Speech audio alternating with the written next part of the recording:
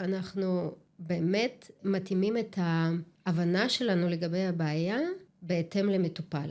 כי אנחנו עושים תישול מאוד ארוך. אנחנו שואלים על כל התחומים שלו, מה הוא עושה ביום יום. איך הוא מתנהל ביום יום. ואז אנחנו בונים תמונה שמתאימה לו. ושם אנחנו משתמשים בטכניקות שכן יש להם איזושהי הוכחה ועבודה. אבל... יש מחקרים על אוסטאופתיה, בוודאי, יש מחקרים, ואני חושבת שיהיו עוד מחקרים, ועל מה שאין מחקרים, עוד יהיו מחקרים. האוסטאופתיה בשבילי היא מתנה. מתנה שמאפשרת הקשבה ושיחה עם העולם הפלאי והאינסופי, שנקרא גוף האדם בו אנו חיים. וכמו בכל עולם, גם את הגוף שלנו אפשר לראות ולהרגיש מהרבה רבדים ועומקים שונים שיש בו. אני יעקב טימסית, אוסטאופת ופיזיותרפיסט. החלטתי לצאת למסע מרתק בין הקולגות והמורים שלי כדי להמשיך וללמוד מהמשקפיים והניסיון הרב שיש להם בידיים ולגלות עוד יותר על הגוף שלנו ועל הטיפול בכאבים ומגבלות. בכל פרק אני מארח ומתארח ומגלה מחדש שאין דרך אחת להבין את הגוף. יש הקשבה, יש סקרנות ויש מפגש אנושי חד פעמי בין מטפל למטופל. אני מזמין אתכם להצטרף אליי למסע הזה ולגלות מה קורה מתחת לידיים, מתחת לפני השטח.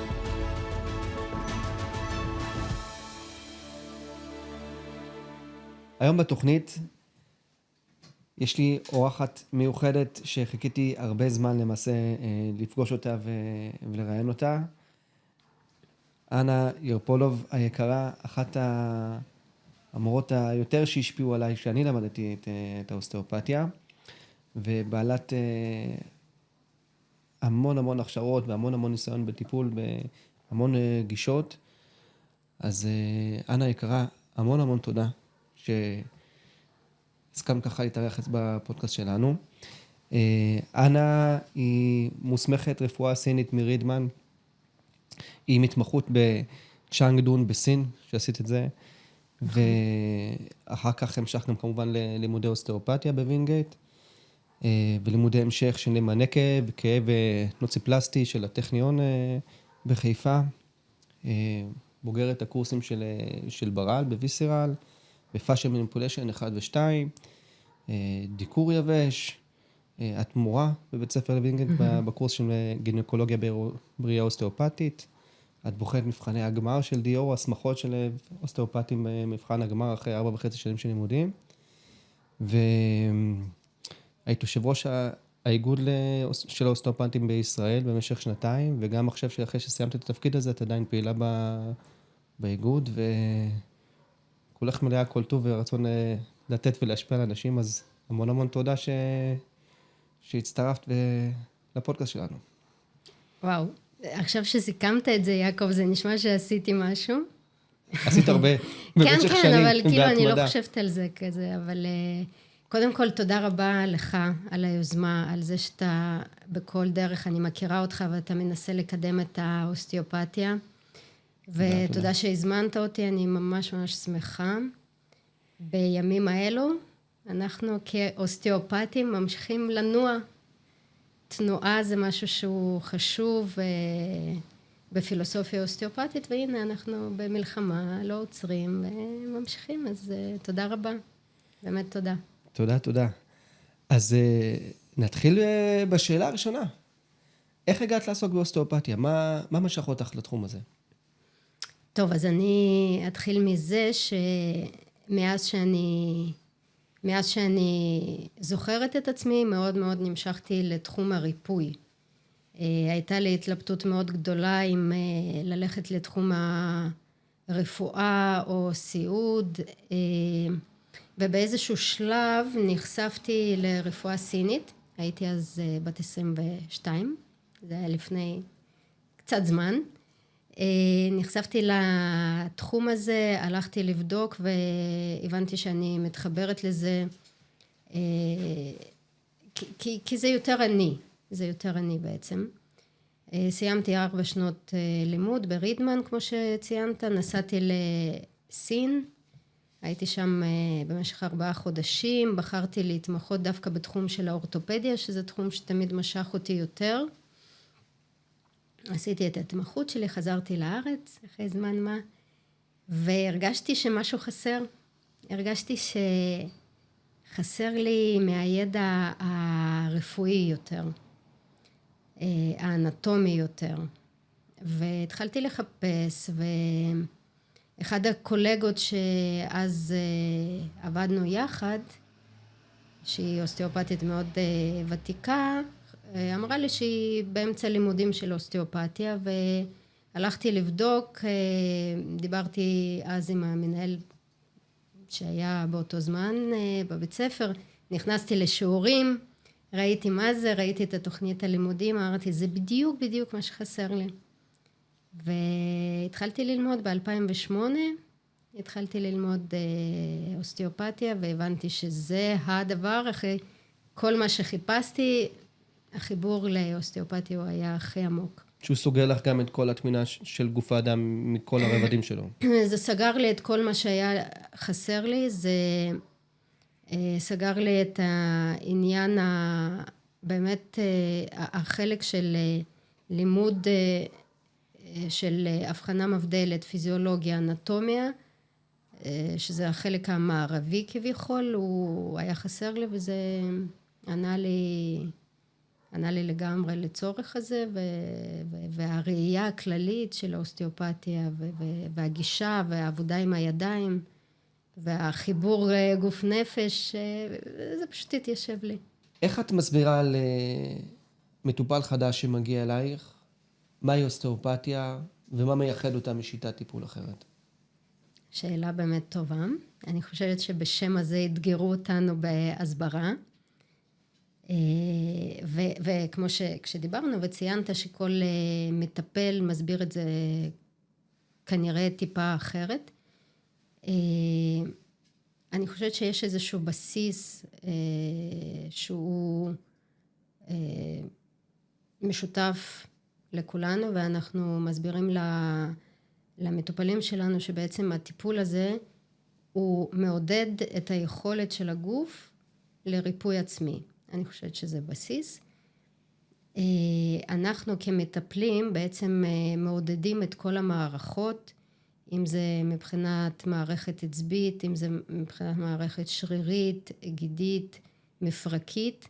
אנחנו משפרים את התנועתיות, אנחנו מביאים את הגוף למצב אופטימלי, ששם הוא יזרום הלאה וימשיך בעצם בריפוי עצמי. אבל אנחנו רוצים להגיע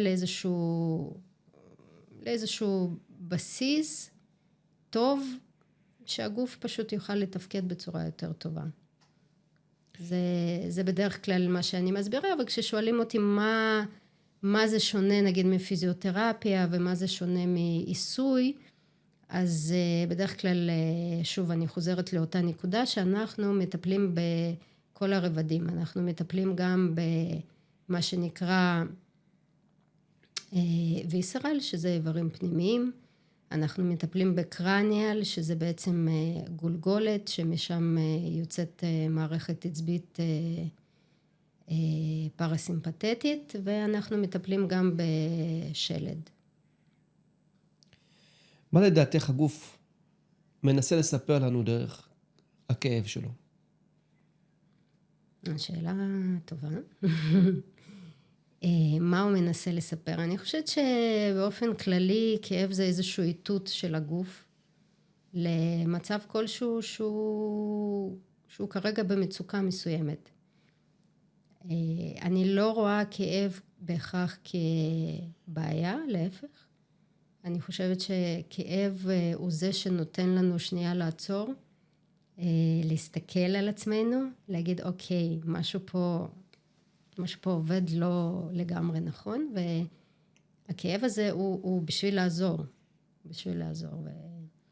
ואני מנסה להביא את זה גם למטופלים שלי, ולהסביר להם שלא צריך לפחד מהכאב, להפך. זה משהו שהגוף כרגע רוצה להגיד, ואנחנו רוצים לעזור לו. רוצים להקשיב למנורות שהוא מסמל לנו בהחלט, את הקשרים פנימה. כן, בהחלט. זה חיישן, כאב הוא כמו חיישן. אז איך את למשל ניגשת לבעיה שמקור הבעיה שלה לא ברור באופן מיידי, לא ישר קופץ לך, צריכה קצת לגלות. מאיפה תיגשי? השאלה אם אתה שואל אותי כרגע על... אנחנו יכולים לחלק את זה בעצם אם בן אדם מגיע אלינו עם צילומים ואומר הבעיה שלי היא פריצת דיסק. שזה נפוץ מאוד. דוגמה. קיבל הבחנה. או קיבל הבחנה, יש לו דלקת בכתף, הסתיידות, קרע מסוים. אתה לזה מתכוון או לא, אני שואל, שאתה כאילו, מתכוון בכללי? כאילו, אם יש מקרה מורכב מה שאת מוצאת לנכון כמורכב, זאת אומרת, יש המון סוגים של מורכבויות. זהו, אז המורכב זה גם עניין. מורכב זה עצם השם שרפואה קונבנציונלית לפעמים נותנת לזה, זה כבר נשמע מורכב. אבל מבחינתי זה לא משנה עם איזה הבחנה מגיע אליי מטופל, אני מקשיבה לגוף שלו. אני בודקת את הגוף שלו, אני בודקת את כל הרבדים שדיברנו עליהם לפני, אם זה ניורודינמיקה, זאת אומרת מעברים עצביים, אם בעמוד שדרה עצמו יש איזשהו אזור שהוא תקוע ואין בו תנועה.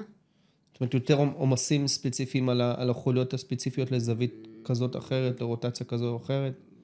אם זה, כן, אם זה, אני בעצם מחפשת שתהיה דינמיקה ותנועה בכל איבר בגוף, בכל מפרק בגוף, ואם יש משהו שבעצם תקוע, מה שנקרא, כן, בשפה פשוטה, תקוע. סטגנציה מסוימת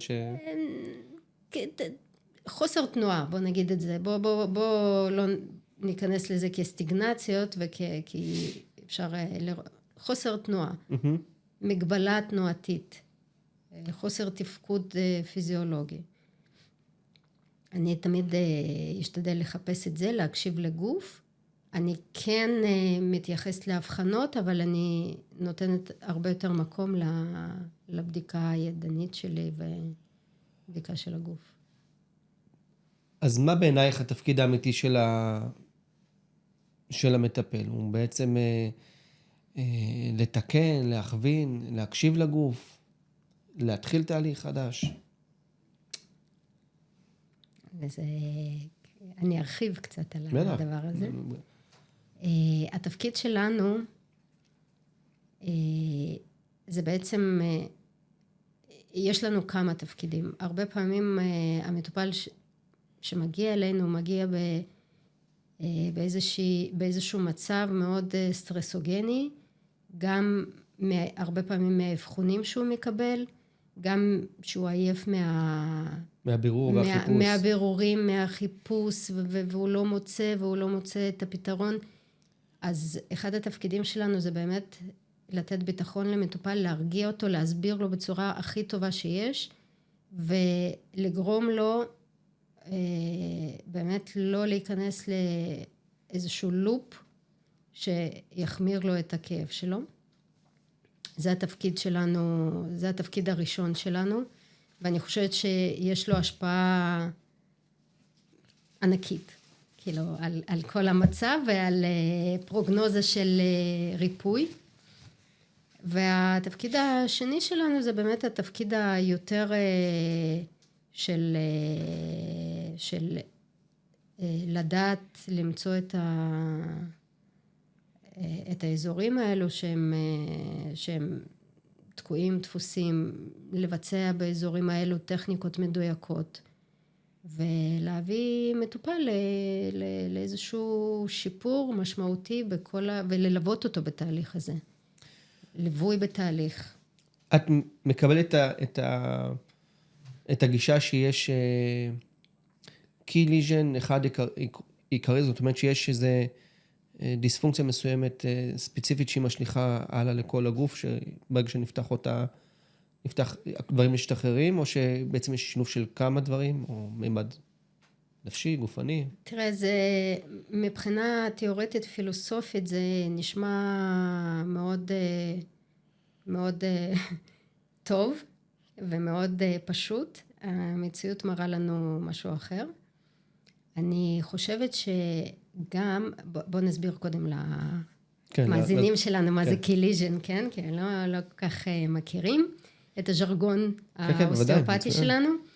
אז קיליז'ן זה בעצם איזושהי מגבלה ראשונית, שכביכול המגבלה הזאת יצרה איזשהו חוסר איזון בגוף, וכביכול ברמה פילוסופית שאנחנו מדברים על זה, שאם אנחנו נמצא את המגבלה הראשונית הזאת, נבצע עליה מניפולציה כלשהי ונשפר אותה, אז כל הגוף פתאום... הפיצויים שהוא עושה יידחו גם כן. כן, אני חושבת שזה לא מדויק, אני חושבת שאנחנו צריכים מאוד לדעת גם עם הפיצויים, כי עם המגבלה הזאת שנוצרה בגוף, היא נוצרה לפני הרבה מאוד שנים, הגוף עשה פיצויים. ולמד לחיות איתה גם. בהתאם למגבלה הזאת, למד לתפקד איתה. כמו תאונה או ניתוח למשל, שזה כבר קיים בתוך המערכת, אפשר לקחת את זה אחורה. כן, זה כן. ואני חושבת שאנחנו צריכים לדעת לעבוד בצורה חכמה ולהבין מתי כן לפתור את הקיליז'ן הזה בשביל שבן אדם לא יפתח כאב אחר, כי בעצם עשינו איזשהו זעזוע מאוד משמעותי לגוף שלו. וזה קרה לי בפרקטיקה. נראה לי לכולנו. אני חושבת, וזה בסדר, מזה אנחנו לומדים. זה היה לי ברור שזה קרה, ואני למדתי מזה המון. חשוב לי לציין שגם למשל התגובה לתנועתיות מסוימת במקום שהוא כזה ראשוני, יכול ליצור ריאקציה לטיפול, אבל הריאקציה עצמה היא מלמדת אותנו כל כך הרבה דברים שהתעוררו בגוף, כתוצאה מההתייחסות שברגע שזה נרגע, אתה מבין שעם זה הגוף יכול להתמודד, אבל כל המשניים הם כאלה משמעותיים, שברגע ששחררנו אותם, כל המציאות נרגעת והמטופל, כאילו השערה קצת שכחה, אז החוף חוזר לעצמו אף על פי שיש סלע כזה או אחר, לא מפריע לתפקוד פנימה בגוף. כן, תסכים איתי עם דבר כזה? יש גם תגובות שהן תגובות לטיפול פשוט, שהמערכת עצבית מגיבה לטיפול בצורה מסוימת, ואחרי כמה ימים הגוף נרגע וככה חוזר להיות באיזון שלו. אבל אני חושבת, שוב, זה לא כשנוגעים באיזשהו קיליז'ן מאוד ישן. הזהירות שאנחנו צריכים לעבוד איתה, אם אנחנו מחפשים משהו מאוד מאוד ישן שהגוף כבר יסתגל אליו, היא צריכה להיות מאוד גבוהה בשביל שהמטופל לא יבוא אחר כך עם כאבים אחרים, כן, צריך מאוד להיזהר, מאוד לחשוב, אנחנו צריכים לחשוב המון בטיפול שלנו. אז את באמת מובילה אותי לשאלה הבאה שרציתי לשאול, איזה תכונה פנימית לדעתך אפילו יותר חשובה מטכניקה אצל אוסטאופט? אוסטאופטית כמובן. אני חושבת שיכולת הקשבה לגוף והיכולת חשיבה רחבה. החשיבה צריכה להיות מאוד מאוד רחבה וזה באמת יופי במקצוע שלנו שאין לנו פרוטוקולים. אין כזה דבר פרוטוקול, אנחנו לא עובדים לפי פרוטוקול, שבוא נעשה את זה ואת זה, אתה מקשיב בעצם לגוף? וזה העומק, ברגע שאנחנו נכנסים לתבניות של אוקיי, יש לו כאב שם, אז אנחנו צריכים לעשות את זה ואת זה. זה כבר לא אוסטאופתיה. זה טכנולוגיה. זה טכנולוגיה, כן. זה כבר לא אוסטאופתיה, זה כבר מתחיל להיות גובל בעיסוי. כן. משהו מאוד כללי, כן. שזה לא רע בכלל, אני לא נגד עיסוי, אני להפך. בעד. אני בעד, והיום אני אלך לטיפול. היה לך מטופל או מטופלת ששינתה את הדרך שבה את מטפלת? שבעקבות הטיפול איתה, זה שינה לי את הדרך טיפול שלי? למדת משהו משמעותי בטיפול הזה, ואמרתי, אוקיי, זה העיר לי... זה כל הזמן קורה. אני יכולה להגיד על דברים אחרים שמשפיעים על הטיפול שלי. זה יפה מאוד שאמרת את זה. שזה כל הזמן, כי זה ממש כל הזמן קורה. אני לומדת כל הזמן. יש כמה כאלה שאתה זוכר אותם במשך הרבה זמן, אבל זה באמת קורה כל הזמן. זה כל הזמן קורה, ואני בתשומת לב לזה לגמרי. אני תוך כדי טיפול יכולה ללמוד משהו. זאת אומרת, תוך כדי שאני מטפלת באותו מטופל, אני פתאום אומרת, אוקיי, אולי אני צריכה לשנות פה משהו, תוך כדי. אם זה משפיע עליי, כל הזמן משפיע עליי, אני כל הזמן מושפעת. אז איך את נשארת סקרנית אחרי שנים של עבודה עם הגוף האנושי? אני חושבת שאני באופי בן אדם סקרן, אני לומדת הרבה, אני לומדת כל התחומים. אני חושבת שגם זה נותן לי, אני תמיד הולכת להשתלמויות, כי אני חושבת שזה מביא לי זווית קצת שונה, זאת אומרת, לצאת קצת מהתבנית שאני רגילה לעבוד, לראות תבנית עבודה אחר, לנסות אותו בקליניקה, ואני חושבת שזה מה שגורם לי, הלמידה, הפתיחות לעוד טכניקות, לא בהכרח שאני אשתמש בהן, אבל זה מה שגורם לי בעצם שלא יימאס לי אחרי 20 שנה של טיפול. מדהים, אני מסכים איתך מאוד, למעשה, מה שציינת עכשיו, זאת הסיבה שממנה יצאתי לתוך הפודקאסטים האלה. אני זוכר, היה אחד ההשתלמויות האחרונות, שבאמת הרגשתי כמו בבית מדרש, שמסתכלים על נושא מסוים, לסוגיה מסוימת, וכל אחד רואה משהו אחר לגבי הדבר הזה, וזה היה טיפול מסוים, לא יודע, נגיד כאבי ראש צוואר עם הקרנות לידיים, וכל אחד יסתכל על זה מזווית אחרת, אחד יגיד אוקיי זה מהדיסק והלחץ על העצבים, אחד יגיד רגע זה בכלל זה עניין של נשימה, אחד יגיד אוקיי בוא נראה קרניאלית, אחד יגיד בכלל זה טיפול שורש שהיה לפני איזה חודשיים, אחד יגיד שזה הלסת, אחד יגיד שזה, כל כך הרבה זוויות להסתכל על אותו דבר בדיוק, ואמרתי לעצמי, וואו, כל אחד רואה משהו אחר, עם משקפיים שלו, את העולם הזה, ובגלל זה אני ממש שמח שאני כן, אבל זה רואה גם את המשקפיים שלך בגישה הספציפית על המקצוע המרתק הזה. זה גם מה שיכול קצת לפזר אותנו. מה זאת אומרת, תרחיבי? זה, שוב, בגלל שזה מאוד כזה לא פרוטוקולי, כמו שאמרנו, לא טכני כזה, אוקיי, עושים את זה, כמו צנתור כזה, אתה מכניס משהו, פותח את העורק. הצליח, לא הצליח. זורם או לא זורם. בדיוק. פה אנחנו באמת מתאימים את ההבנה שלנו לגבי הבעיה בהתאם למטופל. כי אנחנו עושים תישול מאוד ארוך. אנחנו שואלים על כל התחומים שלו, מה הוא עושה ביום יום.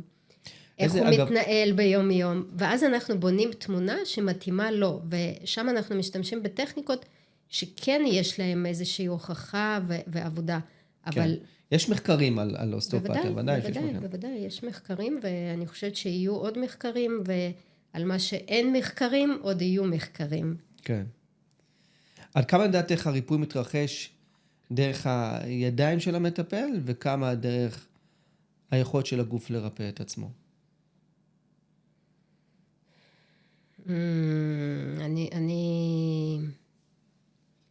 אם אתה רוצה שאני אתן את זה באחוזים?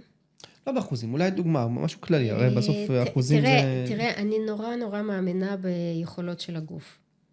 אני נורא מאמינה שברגע שהגוף נמצא בתשתית שהיא טובה, הוא יכול לעשות המון. אני עוזרת לו, אני עם ההבנה שלי של הגוף, עם ההבנה של כל מיני דברים חיצוניים שמשפיעים על הגוף, שאני מביאה את זה גם לתודעה של המטופל, וברגע שמטופל נמצא בתודעה מסוימת ובהבנה מסוימת לגבי הגוף שלו, אז זה גם עוזר לו.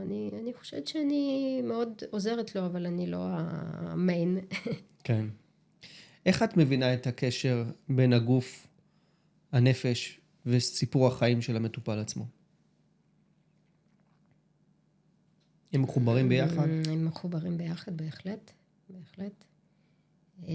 כל בן אדם סוחב אימונות טראומות, חוויות, אפילו הבנה לגבי הכאב,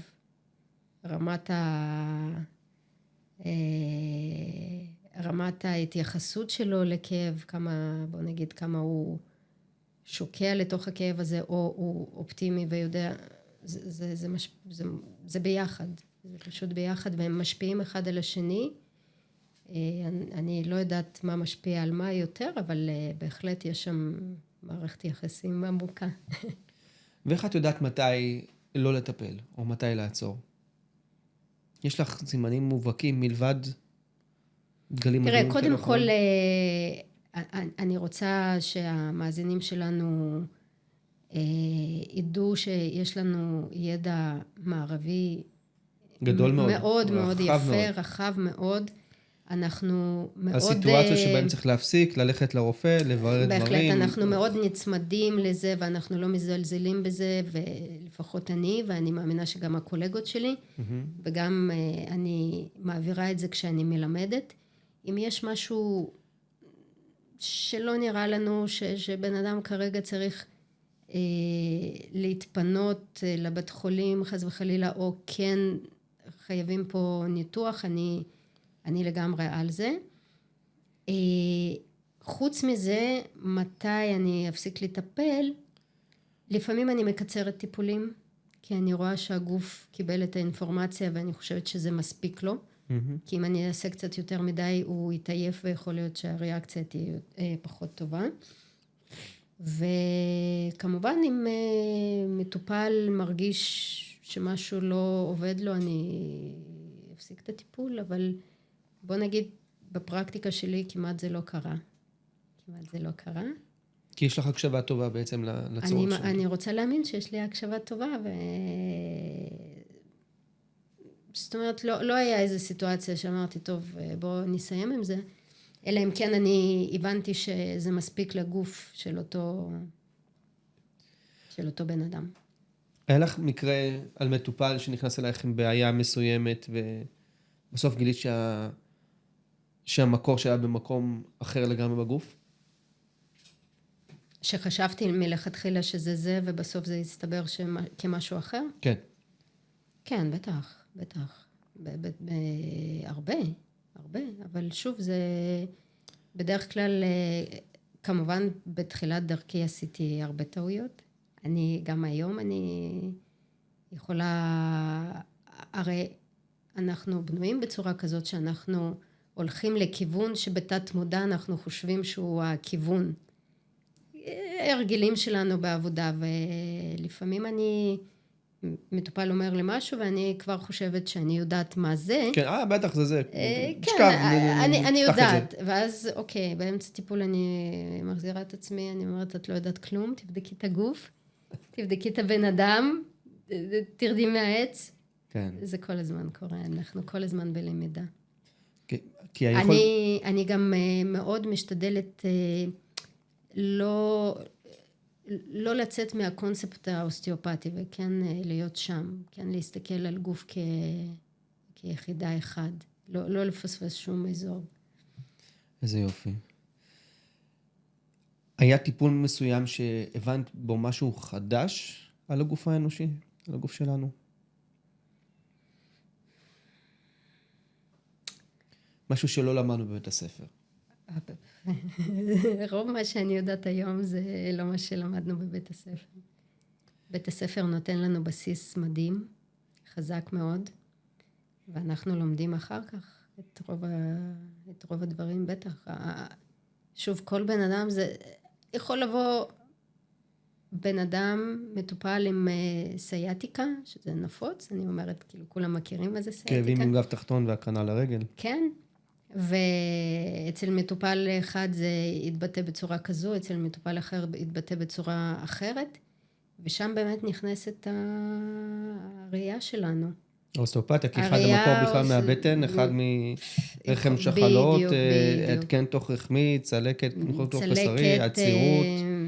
פסטורולוגיה שהיא לא מאוזנת, כאילו, באמת. פציעה ברגל, קרסול, ואחד בכלל זה מהגב, ואחד יכול להיות משהו מהכתף.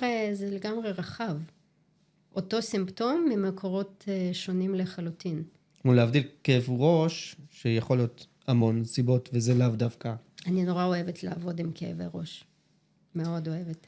אז את יודעת מה, באמת, תרחיבי קצת יש לך כל כך הרבה ניסיון בנושא הזה, שזה נושא לפודקאסט אחר לגמרי, כאבי ראש, כן. וזה, אבל אולי איזה חלק קטן מהפאזל של הפודקאסט העתידי על כאבי ראש.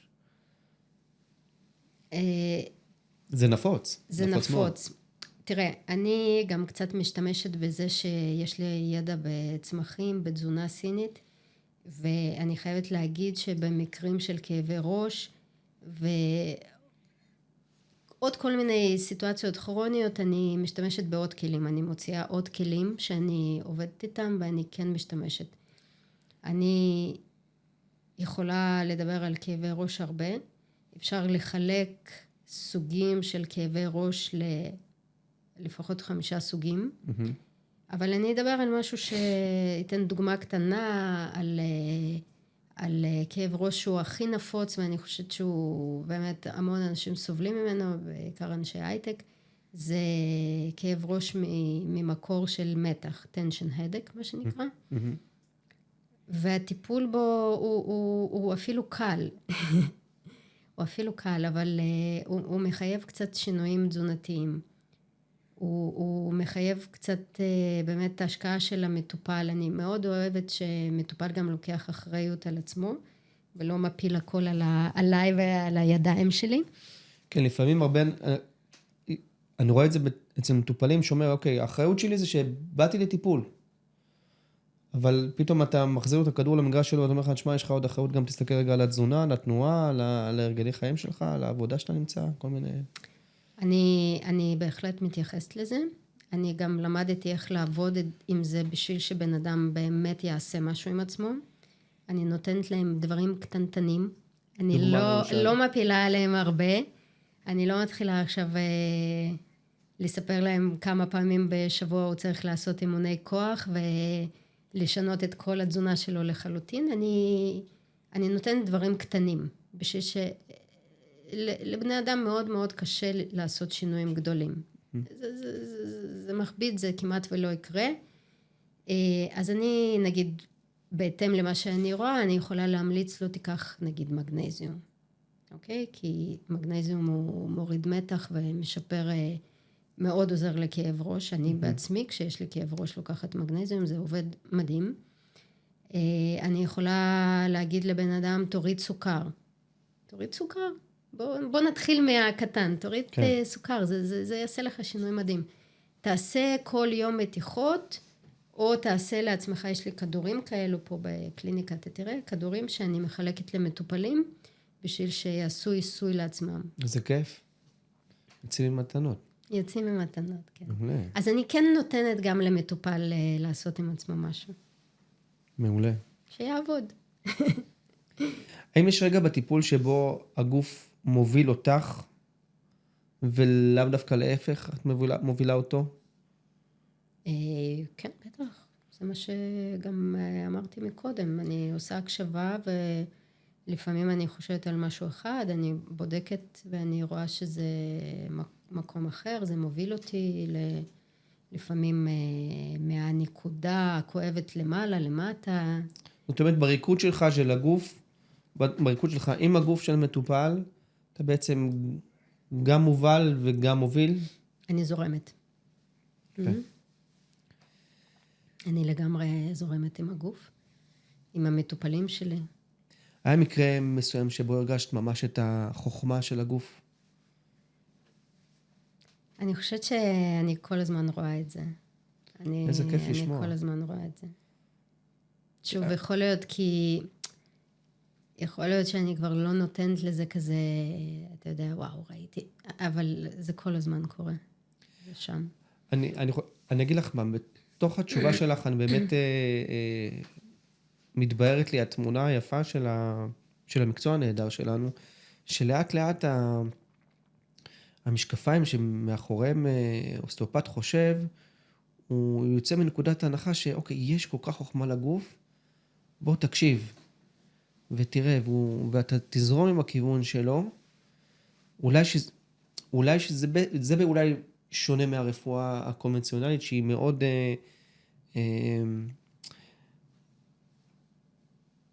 היא נותנת מקום מאוד מאוד משקל, מאוד מכובד לרופא, שאני יודע מה יש לך, וזה הפתרון א', ב', ג'. נשים בצד את ההבחנות היוצאות דופן של ניתוחים ומחלות קשות, אבל האומנות שלנו בטיפול היא בעצם לדעת לרקוד עם הגוף בהקשבה שלו דרך הידיים. כמובן, עם כן, כל בוודאי, אנחנו לא משתמשים במשהו חיצוני בשביל ריפוי של הגוף. רפואה קונבנציונלית היא בהחלט מבוססת על יותר דברים חיצוניים, אם זה תרופות, במקרה הצורך ניתוחים, שלפעמים אי אפשר בלי. הרבה מחקרי evidence-based. מחקרים, כן, אני חושבת ששם קצת יותר קל לעשות מחקר, כשאתה עושה משהו מאוד מכני, או כימי כהשפעה על ביולוגיה של הבן אדם. או משהו פרוטוקולי מסוים, לראות הצלחה. כן, כן, אבל זה יותר קל.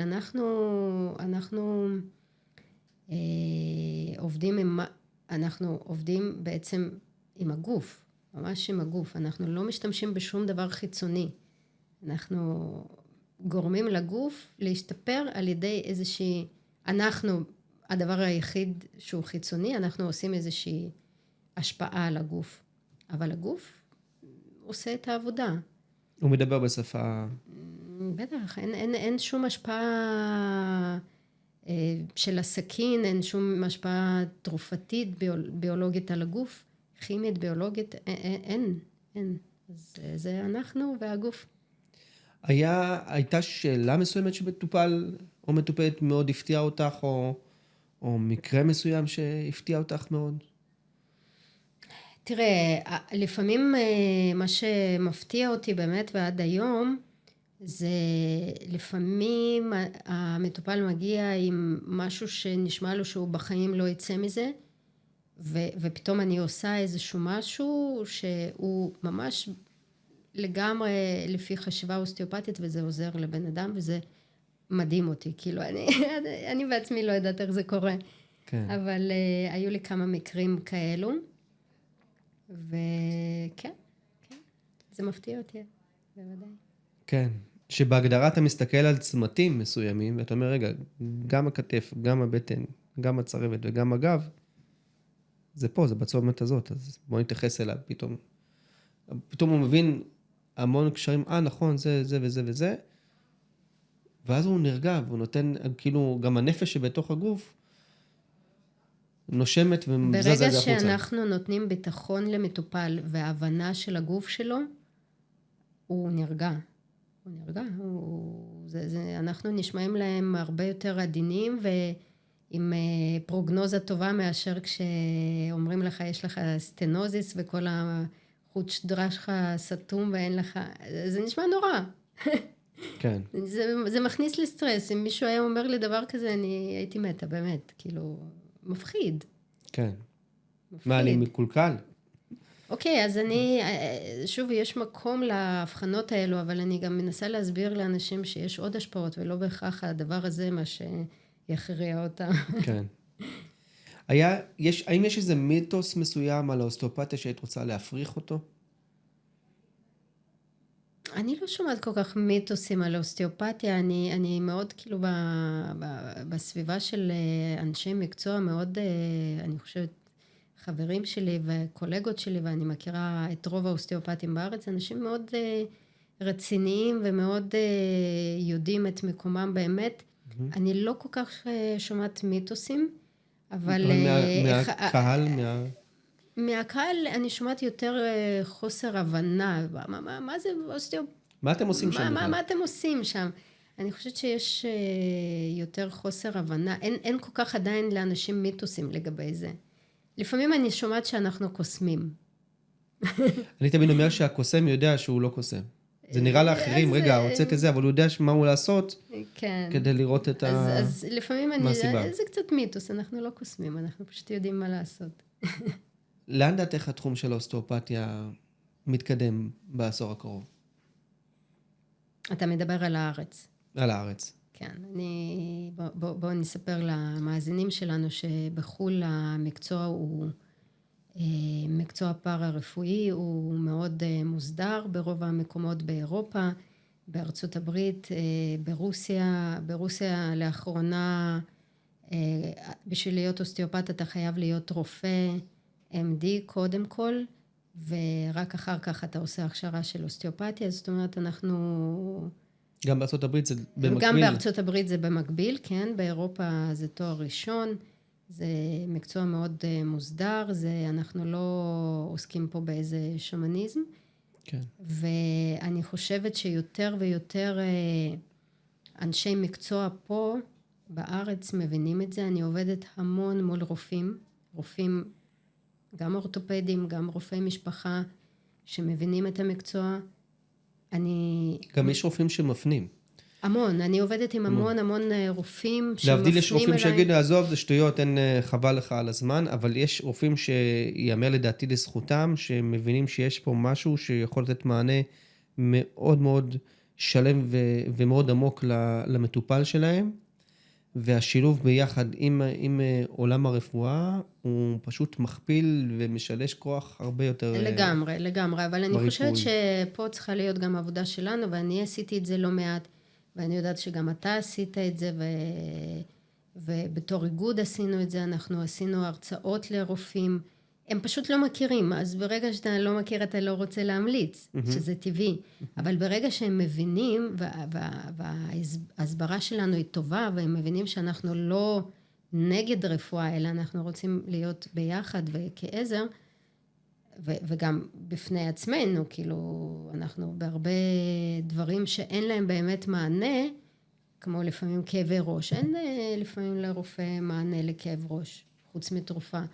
אז ברגע שהם מבינים, ואנחנו בשיתוף פעולה ולא שוללים אחד את השני, אז זה רק ילך ויתקדם. ומבחינה באמת למסד את המקצוע, זה קצת ייקח לנו זמן, כי זה בירוקרטיה. ובירוקרטיה לוקחת זמן, גם ריפוי בעיסוק בזמנו היה באותו סיטואציה, וגם אם אני לא טועה פיזיותרפיה. גם הכירופרקטיקה, שרק לא מזמן קיבלו אותה למקצועות הבריאות. כן, אבל אני חושבת שכרגע מה שחשוב זה באמת שיתופי פעולה עם אנשי מקצוע. תודה, צודקת. מכיוון שאנחנו מגיעים למטופלים שלנו, ואנחנו רואים אותם בצורה מאוד מאוד עמוקה שלהם, ושל הגוף שלהם, והם נפתחים, ומספרים לך על מה עבר, ואתה באמת מגיע לרזולוציות מאוד מאוד גבוהות, בפתיחות ובהקשבה. הייתי רוצה לשאול שאלה טיפה פילוסופית. מה הגוף האנושי לימד אותך על החיים? לימד אותי ומלמד אותי.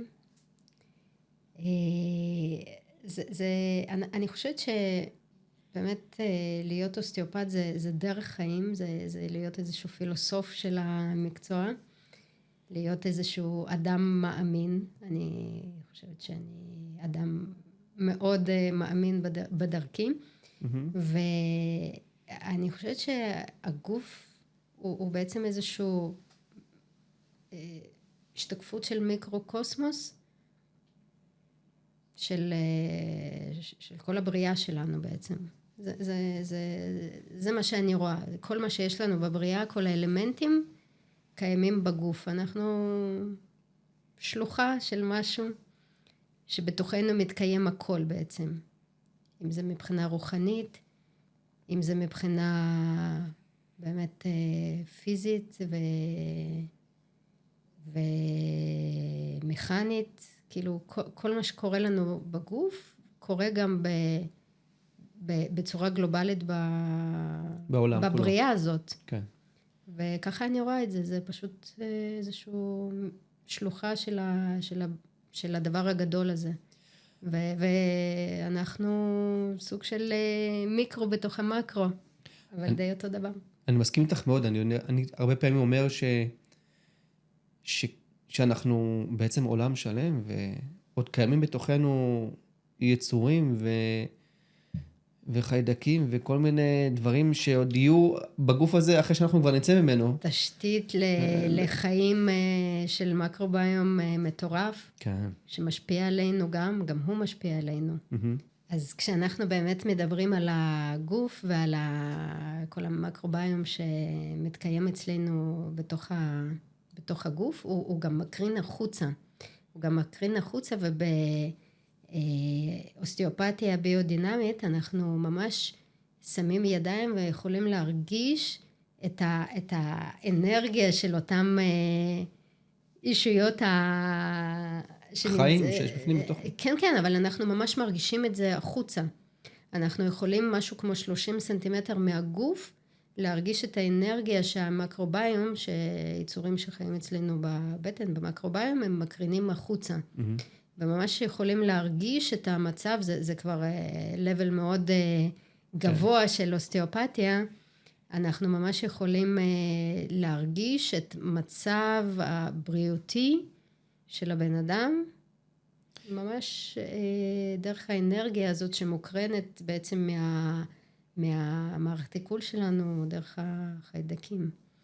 כן, שלא ישמע מופרך, אבל כמו שלמשל דלקת ריאות למשל, הרי בסוף יש שם חיידקים בתוך המצע הלח שנמצא בריאות, אז זה ודאי זה משתקף ברמה הרקמתית מלבד ההאזנה בסטטוסקופ לראות איזה עונה יש, אתה יכול להרגיש את התנועתיות של בית החזה והריאה, אז כל שכן בצינור שהוא מאוד מאוד ארוך ומפותל, ובתוך הפיתולים יש יותר מקומות שיותר נוח למיקרוביום לשכון שם, ממש כמו נחלים דרך אגב, יש עיכול של נחל או נהר בעולם, אם דיברנו על המקרו ומיקרו, אז שם יהיה צמחייה שונה מאשר אזור שהוא עובר בפלור מאוד מהיר החוצה, ושונה חוף שיש בו שפך של נחל, או חוף שהוא לא שפך של נחל, אז זה באמת גם מבחינה ביולוגית, גם מבחינת צמחייה והכל, אז כל שכן בעולם הקטן הזה שאנחנו מתארחים בו. אני ממש מסכים איתך בעיניים האלה, על הגוף. מדהים, תודה. אני רוצה להוסיף עוד 5 שאלות. יאללה. וספרי, דבר ראשון שעולה לך יאללה, אינטואיטיבי. מגע או תנועה?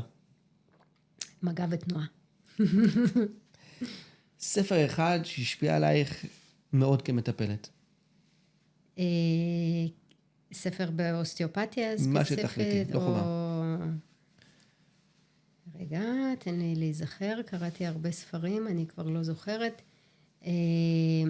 אני חושבת שיש לי איזשהו ספר מאוד מעניין על כאב כרוני, שהשפיע עליי מאוד ככה להבין את הכאב. ואני חייבת להגיד שלא קראתי הרבה, אני יותר שומעת מרצים ויותר שומעת פודקאסטים, ולאחרונה זה העולם שלנו, אבל אחד הספרים שממש התרשמתי ממנו, זה היה ספר של כאב כרוני. מאוד אהבתי אותו. הרגל יומי אחד שאת ממליצה כמעט לכל מטופל? לשתות הרבה מים בבוקר. אזור בגוף שמספר הכי הרבה על האדם לדעתך? אזור של השרפת. מילה אחת שמתארת בשבילך אוסטאופתיה? תנועה. אנה ירפולוב, תודה רבה לך. היה נהדר. תודה יעקב, תודה שבאת בזמנים האלו. ניצלנו, כל רגע הוא מעולה לאוסטאופתיה איתך, והמון תודה בשמי המון תלמידים שהיו שלך. ותצליחי הרבה. תודה. תודה.